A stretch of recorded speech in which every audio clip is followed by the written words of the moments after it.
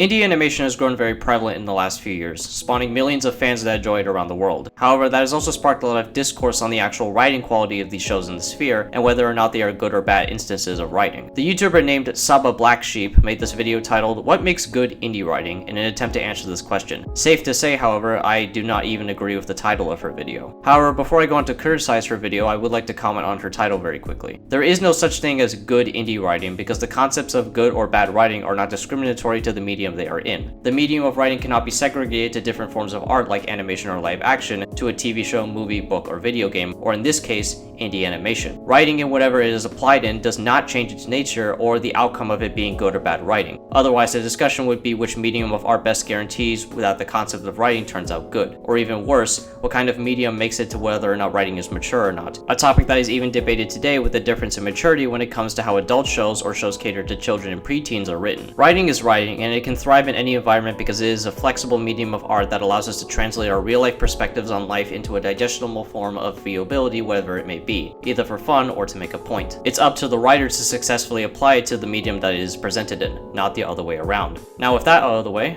let's begin. Many artists are writers, as we want to draw the stories we make up oftentimes. But it's not uncommon for artists to, well, put it frankly, have absolutely asinine writing. I'm sorry, but it's true. I don't think that should keep artists from writing. Don't feel discouraged. Do what makes you happy.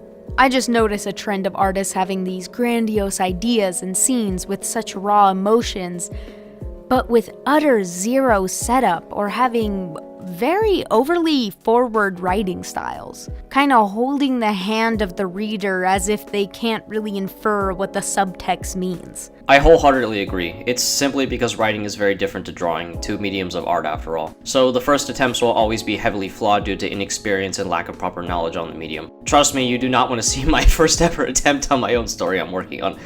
That was complete ass. One that is most prevalent in a lot of artists' written shows and comics is poor pacing. There are a lot of factors that go into this, a lot being artists deconstruct narrative media differently as it's often more visually based. Another being that when you're drawing something like a comic, everything takes so ungodly long to draw that the artist accidentally rushes scenes thinking they are well paced.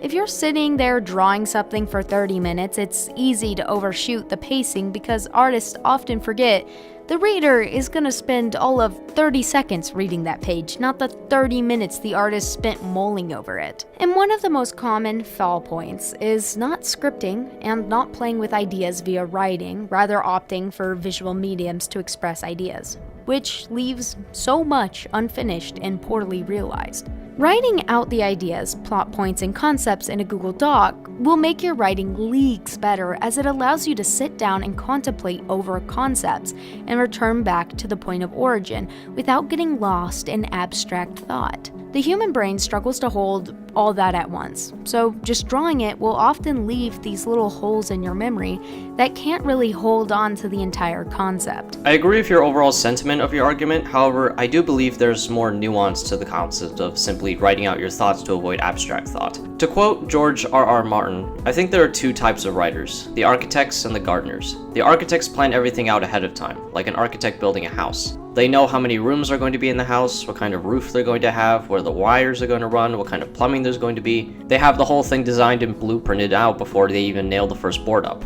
The gardeners dig a hole, drop in a seed and water it. They kind of know what kind of seed it is. They know if they planted a fantasy seed or mystery seed or whatever, but as the plant comes up and they water it, they don't know how many branches it's going to have. They find out as it grows, and I'm much more of a gardener than an architect. While writing out your story, the architect and gardener approach that R.R. Martin brings up are ways that a writer can use to help guide the process of writing their story based on their mentality. If you want your story to be extremely logically coherent and consistent, go with the architect approach of building up and setting up every single minute detail so that the story is as structurally sound as it can be. Or, if you simply want to go with the flow and rely on your capability as a writer to navigate through hurdles in your story, go with the gardener approach. Now, I don't think choosing either extreme side is particularly helpful. I believe a balance of the two is the best way to approach writing. By combining the structurally sound mentality of the architect to your story, you can successfully lay down the groundwork of planting the seeds for the garden, your story, so that when you switch to the gardener, you can better adapt and tend to any weeds in the garden, such as plot holes or character inconsistencies. Of course, this all depends on what kind of story you want to tell. If you're trying to make something extremely detailed or accurate like Interstellar with how scientifically accurate it is, go with the architect approach. But if you want to simply enjoy writing your silly OC adventures, go with the gardener approach. You have the freedom to decide how you want to write your story. These are simply suggestions I've always found helpful, and hopefully they resonate with you and help you on your writing journey.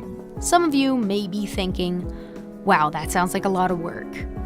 Well, welcome to good written content. If it was easy, we wouldn't have Hazbin Hotel. That's a joke, more like every Twitter artist and their dog would have a respectable series, but most series flop since most of us artists, like it or not, aren't very good writers yet. Speaking of that red, horny elephant in the room, let's talk about the most prevalent example of well-executed indie writing and one of the more mediocre ones. Oh boy, now we're cooking with gas. The Digital Circus and Hell of a Boss / Hazbin Hotel. The Digital Circus has mass appeal as of now and is highly praised for its pacing, environmental writing, and character writing. Hell of a Boss and Hazbin Hotel have mass appeal as well, but I find they are more heavily scrutinized. And in my opinion, it's obvious the Digital Circus has a balanced writing team and/or writer. The story is well paced, and though the creator loves their characters, that love doesn't keep these characters from being well written and used to their fullest potential in the story progression. A lot of Viziepop's writing with Hazbin Hotel and Hell of a Boss suffers from best boy syndrome. Best boy syndrome is when a writer tries to write out moral and emotional complexity to fit within the creator's finite world model. I don't mean to accuse you of anything, but calling Hazbin Hotel and Hell of a Boss's world finite is pretty insulting to what Viziepop was trying to do, especially since you don't bother to elaborate on what you mean by the word finite and how exactly the world is finite. I know you didn't mean it to be insulting, but I thought it important to point out regardless since you are attempting to be respectful towards Viziepop in this video. I think you see this a lot with characters like Angel Dust, Alistair, Blitz, and Stolas. A lot of Vizzy's writing with her male characters, who are often the focus of her work, fall into this asshole with a heart of gold archetype, and it often lacks that much human complexity it seems to be going for. Don't get me wrong, it's not completely awful. People wouldn't be so invested in these characters if it was. But it feels lacking in the human condition at times, and more like a parody of it. While I understand what you're trying to say when it comes to what you refer to as the asshole with a heart of gold archetype, the examples you bring up are not good representatives of the archetype in the slightest. Angel Dust is a former mobster that highly enjoys and takes pleasure in killing people and causing mayhem, as well as engaging in a lot of hypersexual activity like excessive flirtation. However, the smoking gun is the fact that he completely rejects the idea of redemption because he believes once someone enters hell, they can not only never get out, but they are also there for a reason. Those people who were terrible in their previous lives are simply paying the price for their misdeeds. The reason he helped rebuild the hotel wasn't necessarily because he actually believed in Charlie's cause, but it was because he had grown to care for Charlie, and while he may not still believe in her cause, he wasn't going to sit by and let his friends suffer and proceed to help out in rebuilding what was lost. And due to this logic, he himself by extension doesn't believe he can be redeemed, which would require a heart of gold. Now, Alistair is extremely self-explanatory. He's a sadistic, psychotic cannibal that takes immense pleasure, much greater pleasure of an angel dust mind you, in killing people and causing harm to others in the show. Even Charlie acknowledges how sadistic he is in episode 5. He's defending this hotel. It may be a bit more sadistic than I'd hoped, but he's doing it for me. Not to mention that he also is an owner of souls, which essentially means he takes part in slavery of sinners as Husker, despite what he says, is by all means Alistair's pet. A fact that Alistair makes sure to remind him of in a very mentally abusive scare tactic when Husker talks back to him. Now, as for Blitz and Stolas, I have a video on my channel where I go over how they are as people while defending their relationship. Ironically though, what I listed out for Angel Dust and Alistair actually disproves what you say about them being parodies of human condition, since not only are they not all the same with them being assholes with hearts of gold, but they also display not only differing levels of sadism, but they also have deeper emotional issues and character traits to their characters. Like how Angel Dust is hypersexual due to it acting as a coping mechanism for his abuse from Valentino, and how Alistair is extremely self-conscious of the fact that he is on someone else's leash as if he is powerless as someone like Husker. So unless the parameters of what is considered having a heart of gold has changed, nothing of what I listed constitutes any of the characters you listed as having hearts of gold. I think Blitz is one of her better written characters as he's kind of a fucked up person, and that doesn't change because, to be frank, most people like this never really do change. And we often forget that when consuming media of this nature, as we are meant to sympathize with the character. I disagree that you are meant to sympathize with Blitz, the biggest reason being the entirety of the episode Apology Tour, where Blitz is forced to confront the reality that he is a shitty person and acknowledges that in fact he is a shitty person with everyone he has hurt at the anti-Blitzo party, including Stolas. Why am I all of a sudden the bad guy suicide just for sucking at relationships. Are you expecting sympathy? Oh, poor Blitz. Finally having to own that his actions affect other people's fifis. Bitch, please. But hosting this party for everyone else you've dicked over, at least I can help others cope with the shit you did. What? No snarky comeback? No. You're right. I actually am, sorry. I don't want to be this way. Not forever. He quite literally states that he doesn't want to be the way Veronica described him, all while looking sadly at the people he's hurt down below at the party. I go much more in detail on Blitz in my Stoltz video, however it's like you said, he is a fucked up person, but the show and his characters acknowledge that and call him out on his behavior multiple times throughout. That is the biggest difference between Blitz compared to the rest of the characters you listed. The show forces him to take accountability, not coddling him because he is the best boy like a mother, but as a god forcing him to face the consequences of his actions. If characters like Veronica didn't call out Blitz, then it would be valid to say the show is trying to make you sympathize with him or coddle him, but alas, that is not what the art is trying to do. But a lot of people like this exist in our daily lives, be it our fathers, our exes, our brothers, and so on and so forth. And we don't always realize these characters act like the people we know.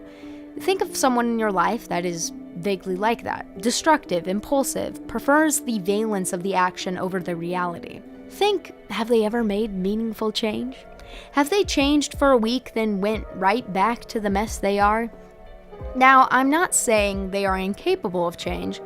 It is possible, don't get me wrong, if they want to. But more often than not, they don't longer than a week because change is hard, uncomfortable, and awkward. Which is why I think a lot of Viziepop's writing fell flat, especially in Hazbin Hotel, as the characters lack much realistic emotional depth, especially the female characters.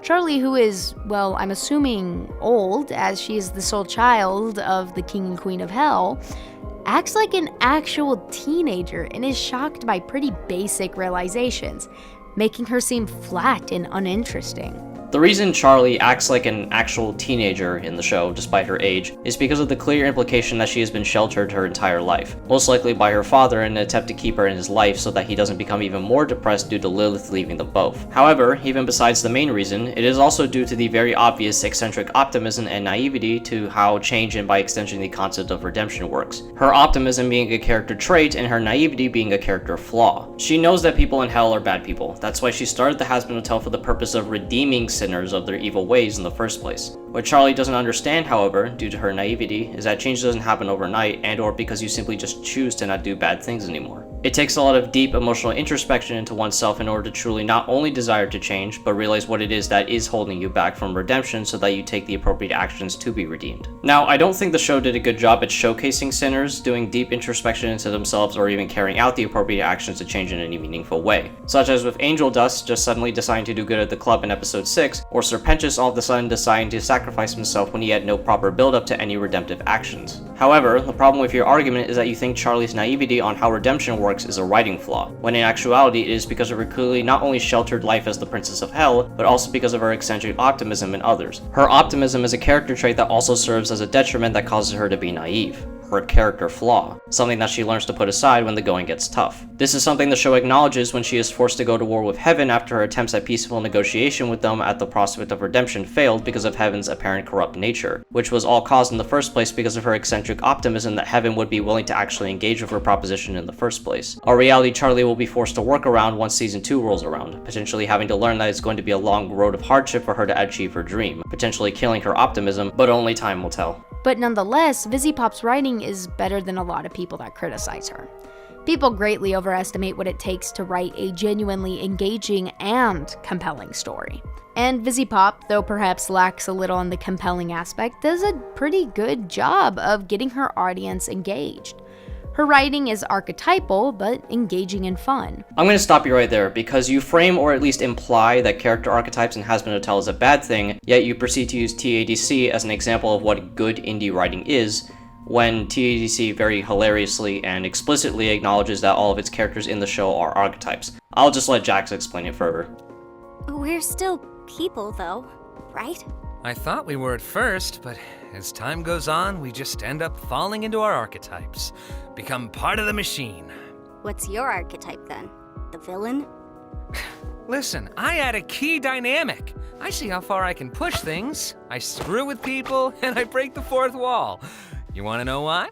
It's 'cause it's funny. I do everything 'cause it's funny. 'Cause I'm the funny one. The funny one? Yeah. Ragatha's the cheerful one, Gangle's the sad one, Kinger's the crazy one, Zubal's the grumpy one, and you are the one who hasn't figured that out yet. We all just became archetypes. I at least have the self-awareness to choose who I am.